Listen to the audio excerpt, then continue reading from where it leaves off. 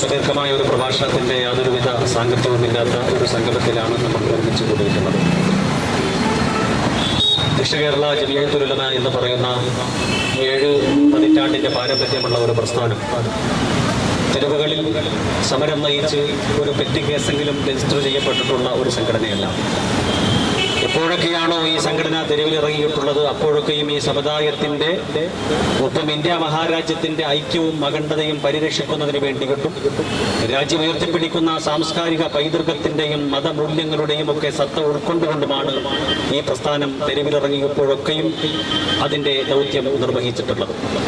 ഒപ്പം ഈ സമൂഹം, ഈ സമുദായം അനുഭവിക്കുന്ന വളരെ കൃത്യമായ പ്രശ്നങ്ങളെ അഡ്രസ്സ് ചെയ്യുക എന്നുള്ളത് ഈ പ്രസ്ഥാനം അതിൻ്റെ 7 പതിറ്റാണ്ട് കാലം നീണ്ടുനിന്ന യാത്രയിൽ നിർവഹിച്ചു പോന്ന ഏറ്റവും പ്രധാനപ്പെട്ട ഒരു ഉത്തരവാദിത്തമാണ്. ഇന്ന് വളരെ പ്രാധാന്യത്തോടുകൂടി പറയുകയാണെങ്കിൽ 3 നേതാക്കൾ, ഒന്ന് ദക്ഷിണ കേരള ജമിയത്തുൽ ഉലമയുടെ സംസ്ഥാന ജനറൽ സെക്രട്ടറി ബഹുമാന്യനും ആദരണീയനുമായ തൊടിയൂർ ഉസ്താദ്, മറ്റൊന്ന് നമ്മുടെ പ്രിയങ്കരനായ കടക്കൽ ഉസ്താദ്, മറ്റൊന്ന് അഡ്വക്കേറ്റ് KP മുഹമ്മദ് സാഹിബ് അവറുകൾ.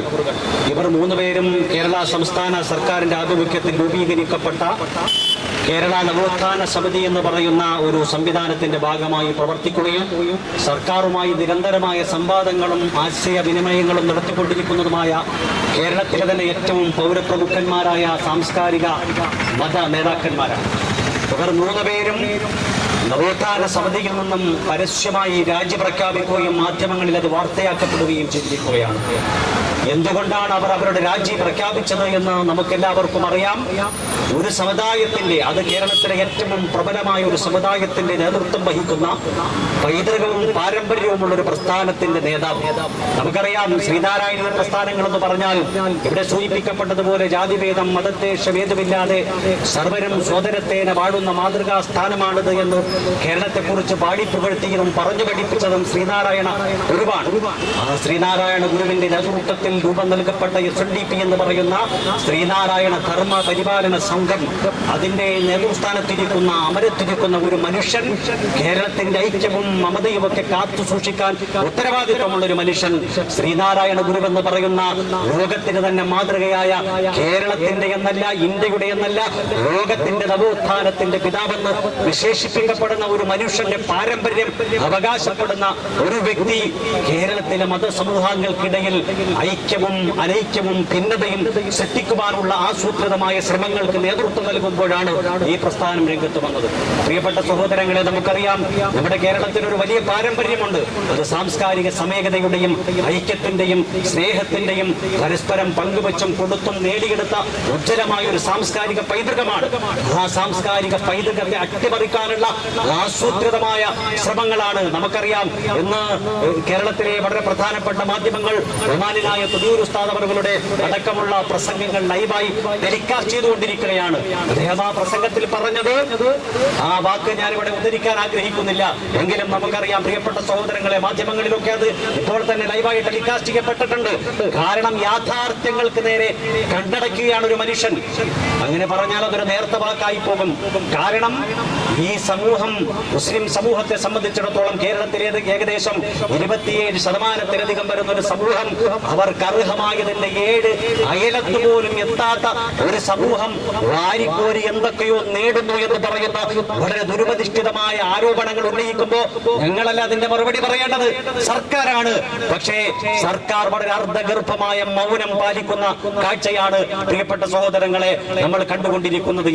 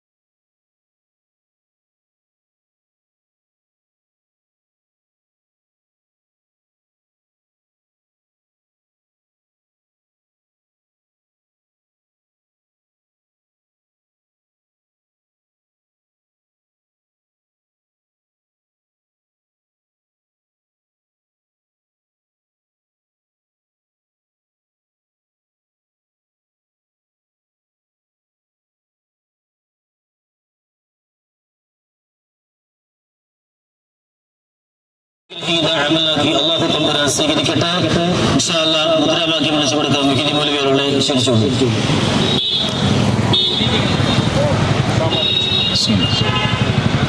ജമിയത്തുൽ ഉലമ സിന്ദാബാദ്, ദക്ഷിണ കേരള സിന്ദാബാദ്, ജമിയത്തുൽ ഉലമ സിന്ദാബാദ്, സെക്രട്ടേറിയറ്റ് ധർണ സിന്ദാബാദ്, ജമിയത്തുൽ ഉലമ സിന്ദാബാദ്, സെക്രട്ടേറിയറ്റ് ധർണ സിന്ദാബാദ്. ഭരണഘടന ഉറപ്പു നൽകിയ സംവരണത്തിന് അവകാശം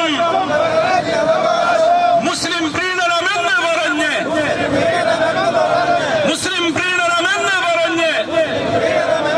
തച്ച് തകർക്കാൻ നോക്കുന്നു. ഇതെന്ത് നീതി, ഇതെന്ത് ന്യായം? പറയൂ പറയൂ സർക്കാരെ, പറയൂ സർക്കാരെ. ജനസംഖ്യയുടെ ആനുപാതികം കൃത്യമായി കണക്ക് നോക്കി നടപ്പാക്കേണ്ട ഭരണക്കാർ മാറി മാറി വന്നിട്ടും സമുദായത്തിന്റെ അവകാശം അട്ടിമറിക്കാൻ നോക്കുന്നു. ദക്ഷിണ കേരള സിന്ദാബാദ്, ജമിയത്തുൽ ഉലമ സിന്ദാബാദ്, സെക്രട്ടേറിയറ്റ് ധർണ സിന്ദാബാദ്. സംവരണത്തിൻ പ്രാതിനിധ്യം, അതാണ് നമ്മുടെ അവകാശം. ഭരണഘടനാ ശില്പികളും രാഷ്ട്രനിർമ്മിത നായകരും വകവച്ചേകിയ അവകാശം വിട്ടുതരില്ല, വിട്ടുതരില്ല, വിട്ടുതരില്ല കട്ടായം. ദക്ഷിണ കേരള സിന്ദാബാദ്, ജമിയത്തുൽ ഉലമ സിന്ദാബാദ്, സെക്രട്ടേറിയറ്റ് ധർണ സിന്ദാബാദ്. ഉന്നതരായി അന്ന് നയിച്ച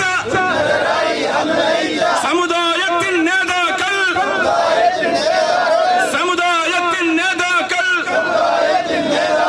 നട്ട് നനച്ച് വളർത്തിയതാണ് കേരളത്തിൻ മാനവ മൈത്രി. ജമിയത്തുൽ ഉലമ സിന്ദാബാദ്, സെക്രട്ടേറിയറ്റ് ധർണ സിന്ദാബാദ്. ഭരണഘടന ഉറപ്പു നൽകിയ സംവരണത്തിന് അവകാശം മുസ്ലിം പ്രീണനമെന്ന് പറഞ്ഞ് തച്ച് തകർക്കാൻ നോക്കുന്നു. ഇതെന്ത് നീതി, ഇതെന്ത് ന്യായം? പറയൂ പറയൂ സർക്കാരെ, പറയൂ പറയൂ സർക്കാരെ. ദക്ഷിണ കേരള സിന്ദാബാദ്, ദക്ഷിണ കേരള സിന്ദാബാദ്, ജമിയത്തുൽ ഉലമ സിന്ദാബാദ്, ജമിയത്തുൽ ഉലമ സിന്ദാബാദ്, സെക്രട്ടേറിയറ്റ് ധർണ സിന്ദാബാദ്. منصرات ان شاء الله. صلى الله على محمد، صلى الله على محمد. اللهم صل